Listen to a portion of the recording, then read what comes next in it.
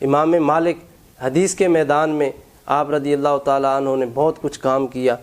آپ بھی کہتے ہیں کہ جب میں آپ کی بارگاہ میں حاضر ہوتا بہت کچھ سیکھتا. امام ذہبی نے سیر الاعلام کے اندر لکھی کہ حضرت امام مالک رضی اللہ تعالیٰ عنہ آپ کے گھر کے چکر لگایا کرتے تھے فیض حاصل کرنے کے لیے.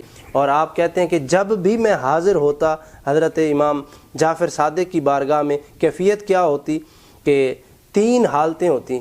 ان 3 حالتوں میں کوئی نہ کوئی حالت حضرت امام جعفر صادق پہ طاری ہوتی. جب جاتا یا تو وہ روزے کی حالت میں ہوتے. کس حالت میں ہوتے؟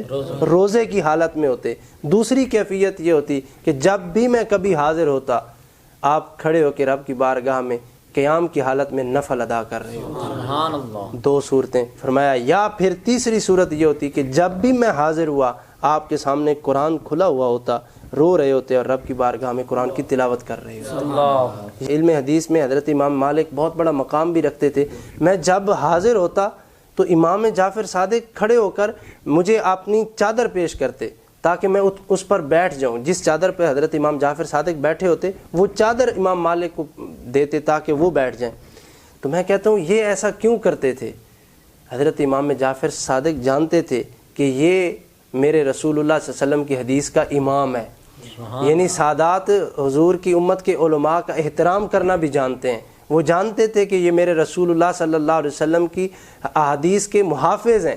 ان کے سینے میں بہت ساری احادیث میرے پیارے آقا کی ذخیرہ ہیں, میرے نانا کی احادیث موجود ہیں. اس وجہ سے حضرت امام جعفر صادق امام مالک کا احترام بھی کیا کرتے تھے.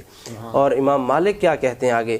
امام مالک کہتے ہیں کہ ما رأت عین ولا سمعت اذن, کہ نہ کسی آنکھ نے دیکھا اور نہ ہی کسی کان نے سنا اور نہ ہی کسی دل پر کوئی خیال گزرا جتنے پاک باز اور بڑے عالم حضرت امام جعفر صادق تھے.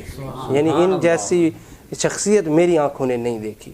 اور پھر اس سے آگے چلیے کہ آپ کا زہد و تقوی, آپ کے بارے میں امام ذہبی نے مختلف سندوں سے یہ بات لکھی کہ لیث بن سعد بیان کرتے ہیں